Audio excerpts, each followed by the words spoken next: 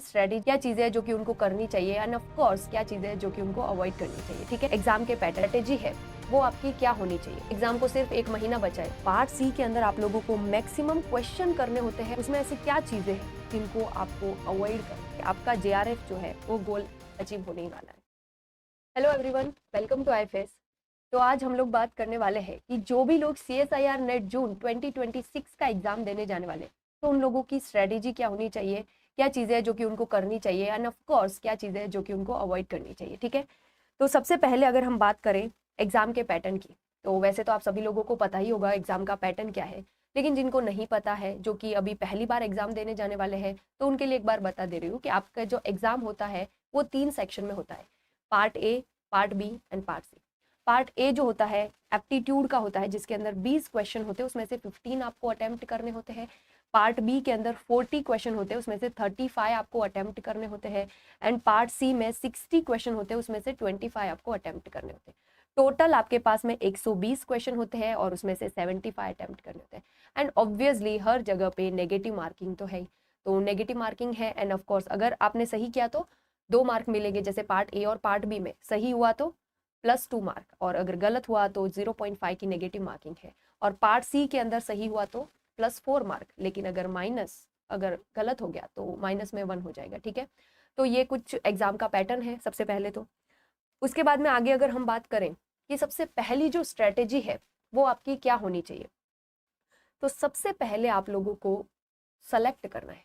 जैसे कि अभी मैंने बताया कि आपको पार्ट सी में 60 क्वेश्चन मिलते हैं, उसमें से सिर्फ 25 ही अटेम्प्ट करने होते हैं। इसका मतलब ये है कि आप सेलेक्टिव हो सकते हो। सेलेक्ट करना है हाई वेटेज टॉपिक को, चाहे ऑर्गेनिक हो, इनऑर्गेनिक हो या फिर फिजिकल हो। हर एक टॉपिक के अंदर आपको हाई वेटेज टॉपिक तो मिलता ही है। अगर नहीं पता है तो प्रीवियस ईयर क्वेश्चन एनालाइज करो, देखो, उनसे पता चलेगा, आपको पता चल जाएगा कि कौन सा टॉपिक है जो कि हाई वेटेज, जो कि बहुत ज्यादा पूछा जा रहा है, और कौन सा टॉपिक है जो कम पूछा जा रहा है। तो एक बार को जो टॉपिक कम पूछा जा रहा है आप उसको स्किप कर सकते हो थोड़ा सा, लेकिन जो हाई वेटेज टॉपिक है उसको स्किप नहीं करना।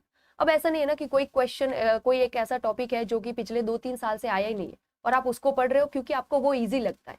ऐसा नहीं करना है। यहाँ पे आपको सेलेक्टिव होना बहुत ज्यादा जरूरी है। आप कोई कॉलेज का थियोरेटिकल पेपर तो नहीं दे रहे हो, ऑफ कोर्स नेट का एग्जाम है, इसके अंदर आप सेलेक्टिव चीजें कर सकते हो। तो सबसे पहले हाई वेटेज टॉपिक को सेलेक्ट करना है, ऑर्गेनिक में, इनऑर्गेनिक में और फिजिकल में। जिस भी टॉपिक से मैक्सिमम नंबर ऑफ क्वेश्चन पूछे जा रहे हैं उसको चूज करो, उसको सेलेक्ट करो और उसको कंप्लीटली पढ़ना है।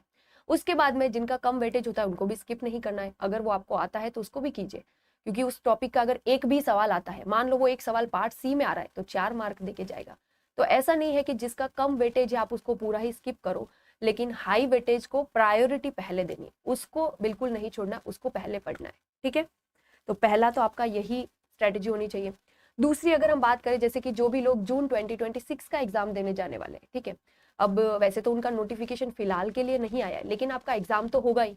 जून में नहीं होगा तो जुलाई के फर्स्ट या सेकंड वीक में होगा, जुलाई में होगा, बट एग्जाम फॉर श्योर होने वाला है। ठीक है, तो अब उन लोगों को क्या करना है, सबसे पहले तो अपने कंसेप्ट को क्लियर करना है। अभी फिलहाल आप लोग जो पढ़ाई कर रहे हो उसमें अपने शॉर्ट नोट्स बनाओ। जैसे रिएजेंट जो होते हैं ऑर्गेनिक के अंदर, तो उसके शॉर्ट नोट्स बनाओ। एक शीट बनाओ जिसके अंदर फिजिकल के जितने भी फॉर्मूलाज है उनको लिखो। वो चीज आपको कब काम आएगी, एग्जाम के लास्ट वीक में। जैसे अभी एग्जाम को सिर्फ 1 महीना बचा है, तब वो चीज बहुत हेल्प करने वाली है। उसके बाद में पार्ट सी को सेलेक्ट करना है। पार्ट सी आपको हाईएस्ट स्कोर देके जाता है, तो पार्ट सी में चीजें बहुत ज्यादा आपको ध्यान से करनी होती है, क्योंकि ऑफकोर्स वहां पे आपको मैक्सिमम मार्क्स मिलते हैं और ऑफकोर्स नेगेटिव भी तो होती है, -1 भी तो होता है, बहुत ध्यान से करना है उसको। फिर PYQ करना, PYQ करना बहुत ज्यादा इंपॉर्टेंट है। कम से कम आप लोगों को पिछले 10 साल के तो प्रीवियस ईयर क्वेश्चन करने हैं। ठीक है, एंड जो लास्ट का एग्जाम का जो वीक होता है, मान लो कि अभी आपका एग्जाम का नोटिफिकेशन आ गया, एग्जाम का लास्ट वीक जो होगा, तो उसमें आपको अभी आपने जो शॉर्ट नोट्स बना रहे होगे, ठीक है, तो उसी शॉर्ट नोट्स को तब रिवाइज करना है। अब CSIR का जो सिलेबस होता है वो बहुत ज्यादा है, तो ऐसा तो है नहीं कि आप सारी ही चीजें लास्ट वीक में कर लोगे। आप लोग 6 महीने से पढ़ रहे हो, साल भर से पढ़ रहे हो, तो वो सारी चीजें लास्ट वीक में कर पाना इम्पॉसिबल है।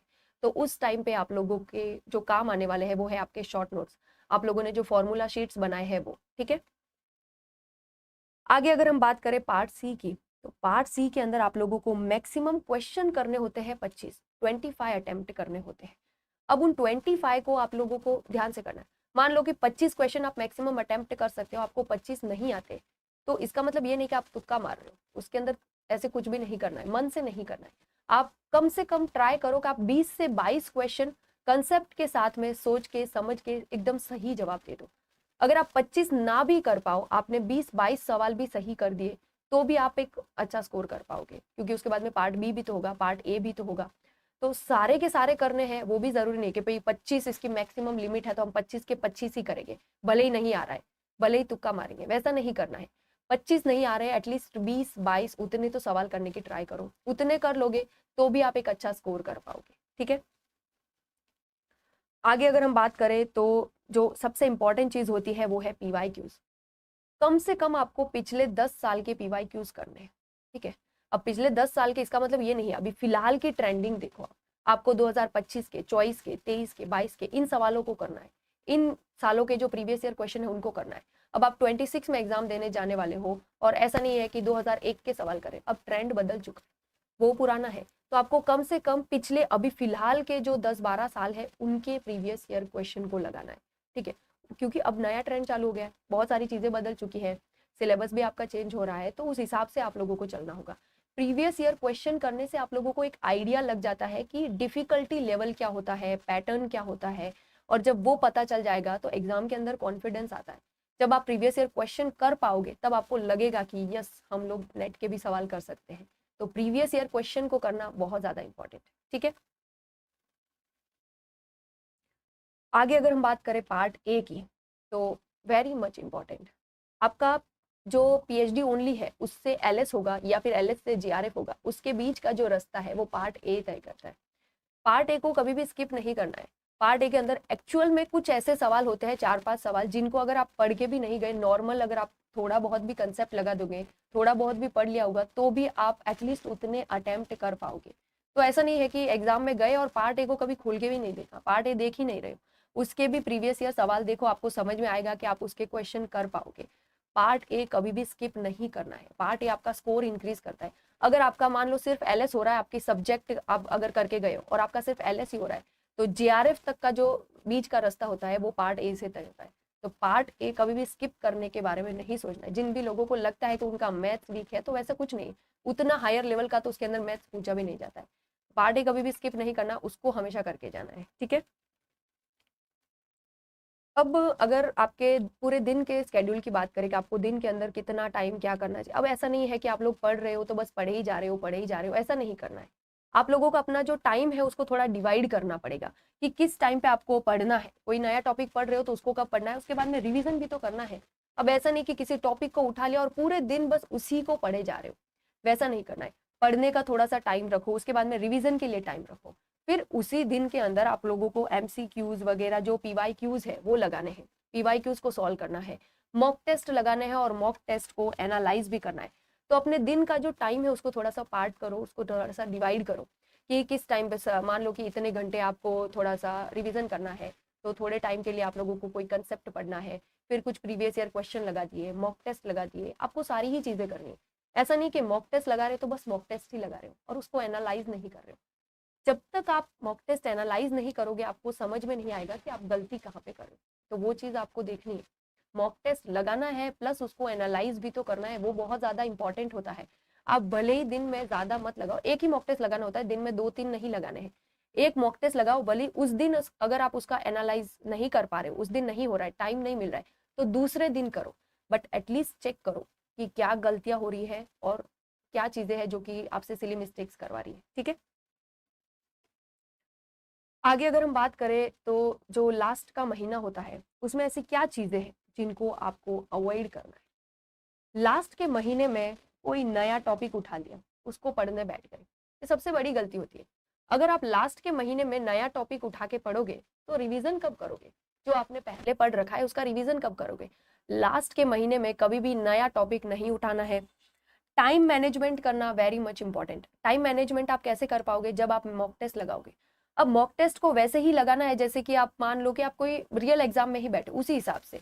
ऐसा नहीं कि मॉक टेस्ट लगा रहे हो बीच में पॉज ले लिया, पानी पी रहे हो, वैसा कुछ नहीं करना है। मॉक टेस्ट आप उसी तरीके से लगाओ कि आप रियल एग्जाम में बैठे हो, तो ही आपको समझ में आएगा कि आपका जो टाइम मैनेजमेंट है वो हो रहा है कि नहीं। Part C, part B, part A, जो भी आपकी स्ट्रेटजी होने वाली है एग्जाम में, उसी हिसाब से आप लोगों को मॉक टेस्ट भी लगाने होते हैं। ठीक है, एंड ऑफ कोर्स जो गेस होता है, जैसे कि पार्ट सी की अगर हम बात करें तो पार्ट सी के अंदर मैंने क्या बोला कि आप लोगों को पार्ट सी में सिली मिस्टेक्स बहुत कम करने ही नहीं है एक्चुअली में, क्योंकि अगर वो आपको मार्क देती है लेकिन अगर आपका नेगेटिव हो गया तो मार्क लेती भी तो है, उसमें -1 मार्क की नेगेटिव मार्किंग है। तो अगर सही हो गया तो 4 मार्क देके जाएगा और अगर गलत हो गया तो जो आ रहा है वो भी चला जाएगा। तो पार्ट सी में कभी भी आपको गेसिंग नहीं करनी है, गेस करके तुक्का नहीं मारना है। वहां पे ऐसा नहीं कि हाँ ये हो सकता है, ऐसा नहीं करना है। पार्ट सी में सोचो समझो, कंसेप्ट के साथ में उस सवाल को सॉल्व करो, ठीक है। ओके, तो बाकी ऑफ कोर्स आप सभी लोगों को तैयारी उसी हिसाब से करनी, कंसिस्टेंट रहना है। अगर आप कंसिस्टेंट रहोगे, डेली प्रैक्टिस करोगे, डेली रिवीजन करोगे, डेली पीवाईक्यूज लगाओगे, मॉक टेस्ट लगाओगे, तो ऑब्वियस सी बात है कि आपका जेआरएफ जो है वो गोल अचीव होने ही वाला है, ठीक है। बाकी आप सभी लोगों के लिए बढ़िया बात यह है कि हमारे आईएफएस की सुपर इमोशन बैच 7.6 जो है, जो कि 18 मई से स्टार्ट हुई है, जिसके अंदर 15% का फ्लैट ऑफ है, तो आप लोग इस बैच में भी एनरोल कर सकते हो। ओके, एंड उसी के साथ में जिन भी लोगों ने अभी तक के आईएफएस का ऐप डाउनलोड नहीं किया है तो वो कर लीजिए, बिकॉज यहाँ पे आप लोगों को बहुत सारी चीज़ें फ्रीली अवेलेबल होती है, जैसे कि फ्री के प्राइम क्लासेस मिलते हैं, पीवाईक्यूज मिलते हैं जो कि आप लोगों को प्रैक्टिस करने में बहुत हेल्प करेंगे, प्रैक्टिस के अलग से क्वेश्चन भी मिलते हैं, पेपर का एनालिसिस मिलता है, एग्जाम का syllabus, pattern, cut off and बहुत सारी चीज़ें आईएफएस के ऐप पे फ्रीली अवेलेबल है, ठीक है।